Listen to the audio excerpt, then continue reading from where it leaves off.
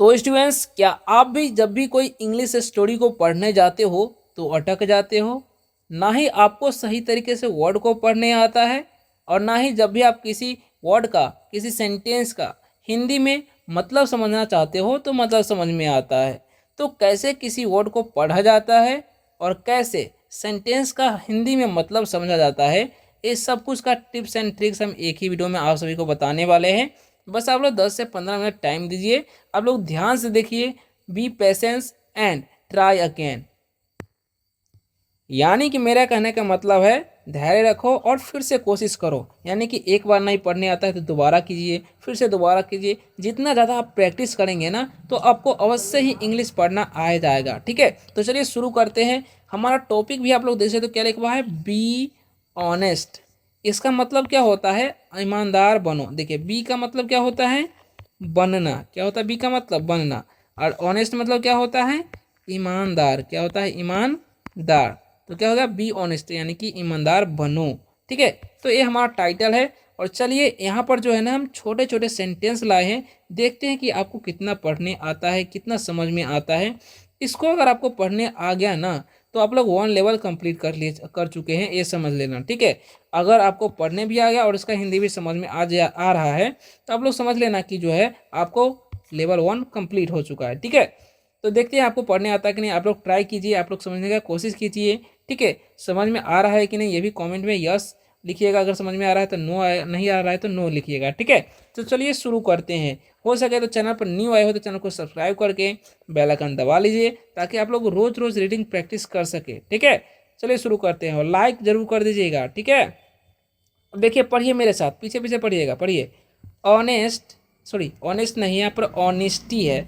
Honesty is a good habit. ठीक है, एक बार और पढ़िए। Honesty is a good habit. अब इसका मतलब क्या होगा, तो देखिए यहाँ पर पहले इसका मतलब जो है ना, एक एक वर्ड का मतलब आपको बता देते हैं। ऑनेस्टी का मतलब होता है ईमानदारी। क्या होता है, ईमानदारी। अगर आपको इसका मतलब नहीं पता था तो हो सके तो आप कॉपी में भी नोट कर सकते हो। ठीक है, और गुड का मतलब तो पता होगा कि गुड का मतलब क्या होता है, अच्छा। और हैबिट मतलब आदत। क्या होता है, आदत। ठीक है, तो समझ में आ गया। अब इसको तोड़ तोड़ करके हिंदी में कैसे समझा जाता है, समझिए।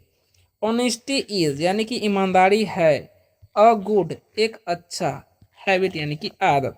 यानी कि ईमानदारी एक अच्छी आदत है, अच्छा आदत है। समझ में आ गया आपको, यानी कि ईमानदारी एक अच्छा आदत है। ठीक है, समझ में आ गया ना। चलिए, अब देखिए नेक्स्ट सेंटेंस क्या है, पढ़िए मेरे साथ, आप लोग पढ़िएगा। पढ़िए, I am an honest boy. I am an honest boy. अब इसका मतलब क्या होगा, तो ज़रा ध्यान से समझिएगा। यहाँ पर आपको ऑनेस्ट मतलब पता ही कि ईमानदार होता है।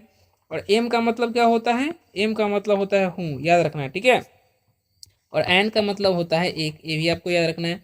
बॉय मतलब क्या होता है, लड़का होता है। ठीक है, तो चलिए समझ में आ गया। तो देखिए, आई एम यानी कि मैं हूँ, एन एक, ऑनेस्ट बॉय यानी कि ईमानदार लड़का। I am an honest boy, मैं एक ईमानदार लड़का हूँ, है ना, इसका मतलब हुआ। ठीक है, तो अब यहाँ पर जो ए एम है, तो यहाँ पर ए का ऑप्शन क्या किया जाता है, ए और एम से मुँह पढ़ते, इसलिए हम इसे पढ़ते एम। ठीक है, तो आपको याद रखना है। और बी ओ वाई है, तो इसको बॉय क्यों पढ़ते हैं, इसको उच्चारण जो है ना इस तरीके से बॉय होता है। जब भी ओ वाई लास्ट में रहेगा ना किसी वर्ड के, तो उसका जो है ना ओ का जो है ना ऑय कर देना है। ठीक है, जैसे में अगर कहीं पर लिखा रहेगा टी ओ वाई, तो इसको क्या पढ़ना है, टॉय। ठीक है, तो ये सब आपको उच्चारण नियम पता होना चाहिए, याद रखना है। ठीक है, चलिए, अब देखिए नेक्स्ट सेंटेंस क्या है, पढ़िए। I always speak the truth. पढ़िए, I always speak the truth, है ना। अब इसका मतलब क्या होगा, ध्यान से समझिए। देखिए, ऑलवेज का मतलब होता है हमेशा। क्या होता है, हमेशा। स्पीक मतलब क्या होता है, बोलना। ठीक है, और ट्रूथ मतलब क्या होता है, सच, या फिर बोल सकते हो सच्चाई। ठीक है, समझ में आ गया।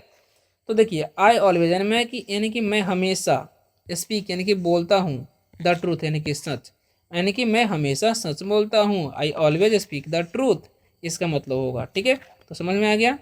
चलिए, अब देखिए नेक्स्ट सेंटेंस क्या है, पढ़िए। My parents love me. My parents love me. पढ़ लिए। अब इसको समझिए क्या होगा। पेरेंट्स मतलब क्या होता है, माता पिता, जिनको नहीं पता है लिख लीजिए। लव मतलब प्यार होता है, ठीक है। और मी का मतलब होता है मुझे, ठीक है। मी का मतलब क्या होता है, मुझे। तो ये सब आपको याद रखना है, ठीक है। और यहाँ पर माई मतलब होता है मेरा, अगर ये भी नहीं पता है तो जान लीजिए, ठीक है। तो माई पेरेंट्स यानी कि मेरे माता पिता, लव मी मुझे प्यार करते हैं, यानी कि मेरे माता पिता मुझे प्यार करते हैं, इसका मतलब हुआ, ठीक है। चलिए तो अब देखिए नेक्स्ट सेंटेंस है, पढ़िए। My teachers trust me. माई क्या लिखा हुआ है यहाँ पर, देखिए माई टीचर्स ट्रस्ट मी, ठीक है। तो अब इसको पढ़ तो लिए, अब इसको समझिए। माई मतलब पता ही है, टीचर्स मतलब क्या होता है, शिक्षक, याद रखें टीचर मतलब शिक्षक होता है। ट्रस्ट मतलब होता है भरोसा, क्या होता है, भरोसा करना या फिर भरोसा, ठीक है। तो समझ में आ गया। तो माई टीचर्स यानी कि मेरे शिक्षक, शिक्षक को बोलेंगे ट्रस्ट मी, यानी कि मुझ पर भरोसा करते हैं, ठीक है। इसका मतलब होगा, समझ में आ गया आपको। चलिए अब देखिए नेक्स्ट क्या है, नेक्स्ट सेंटेंस पढ़िए मेरे साथ। I help my friends. I help my friends, यानी कि मैं अपने दोस्तों का मदद करता हूँ, इसका मतलब हुआ, ठीक है। तो यहाँ पर जो फ्रेंड्स मतलब क्या हो जाएगा, दोस्तों या फिर दोस्त बोल सकते हो, क्योंकि फुल ऑफ फॉर्म है तो दोस्तों बोलेंगे, ठीक है। तो हेल्प मतलब क्या होता है, मदद या फिर मदद करना भी आप बोल सकते हो, ठीक है। समझ में आ गया। तो आई हेल्प यानी कि मैं मदद करता हूँ, माई यानी कि मेरे, फ्रेंड्स यानी कि दोस्तों को, यानी कि मैं अपने दोस्तों का मदद करता हूँ, ऐसा बोल सकते हो, ठीक है। अब देखिए क्या लिखा हुआ, आई वर्क हार्ड एवरी, ठीक है, एवरी डे, ठीक है। पढ़ लिए। पढ़िए एक बार और। I work hard every day, यानी कि मैं हर दिन, मैं प्रत्येक दिन कड़ी मेहनत करता हूँ, इसका मतलब होगा। कैसे समझना है जरा ध्यान से देखिए। आई वर्क यानी कि मैं काम करता हूँ, वर्क मतलब क्या होता है, काम या फिर काम करना, और हार्ड मतलब होता है कड़ी, एवरी मतलब क्या होता है, प्रत्येक, डे का मतलब दिन, ठीक है। तो अब इसका मतलब कैसे समझना है, देखिए। आई वर्क यानी कि मैं काम करता हूँ, हार्ड यानी कि कड़ी, एवरी यानी कि प्रत्येक, डे मतलब दिन, यानी कि मैं प्रत्येक दिन कड़ी मेहनत करता हूँ, इसका मतलब हुआ, ठीक है। चलिए अब देखिए क्या लिखा हुआ है। I never tell a lie. I never tell a lie. अब इसका मतलब क्या होगा, जरा ध्यान से देखिए। देखिए नेवर का मतलब होता है कभी नहीं, नेवर मतलब कभी नहीं, ठीक है। और लाई मतलब क्या होता है, झूठ, क्या होता है लाई मतलब झूठ, ठीक है। और टेल मतलब क्या होता है, बताना, बोलना, कहना बोल सकते हो, ठीक है। तो आई नेवर यानी कि मैं कभी नहीं, टेल यानी कि बोलता हूँ, अलाई यानी कि झूठ, मैं यानी कि इसका मतलब हो जाएगा मैं कभी झूठ नहीं बोलता हूँ, आई नेवर टेल अलाई, ऐसा बोल सकते हो, ठीक है। चलिए अब देखिए नेक्स्ट सेंटेंस क्या है, पढ़िए मेरे साथ। Good habits make us strong. पढ़िए, good habits make us strong, ठीक है। अब इसका मतलब क्या होगा, जरा ध्यान से समझिए। देखा, हैबिट्स मतलब क्या होता है, आदतें, क्या होता है, आदतें। मेक मतलब क्या होता है, बनाना, ठीक है। स्ट्रॉन्ग मतलब क्या होता है, मजबूत, ठीक है। तो अब इसका मतलब समझिए क्या होगा, ठीक है। गुड हैबिट्स यानी कि अच्छी आदतें, मेक अस हमें बनाते हैं, स्ट्रॉन्ग यानी कि मजबूत, यानी कि अच्छी आदतें मुझे, अच्छी आदतें हमें मजबूत बनाते हैं, है ना, इसका मतलब हुआ। अब देखिए क्या लिखा हुआ है, everyone likes an honest person. पढ़िए, everyone likes an honest person, ठीक है। अब इसको समझिए ध्यान से, देखिए। एवरी वन मतलब क्या होता है, प्रत्येक, क्या होता है, प्रत्येक। लाइक्स मतलब पसंद करता है, ठीक है। और ऑनेस्ट मतलब क्या होता है, पता ही है आपको। पर्सन मतलब व्यक्ति, क्या होता है, व्यक्ति, ठीक है। पर्सन मतलब क्या होता है, व्यक्ति, ठीक है।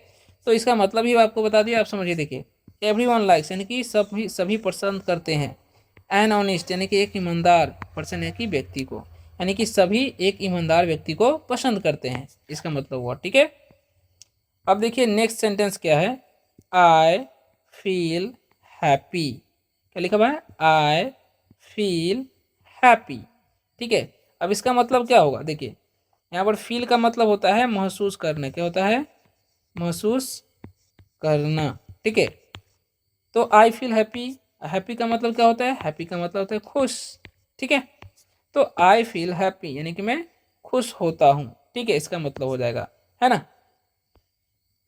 अब देखिए क्या लिखा हुआ है, honesty is the best policy. Honesty is the best policy, ये इस कहानी का सीख है। ठीक है, मॉरल है, ऐसे समझ सकते हो। तो ऑनेस्टी मतलब क्या होता है, ईमानदारी। क्या होता है, ईमानदारी।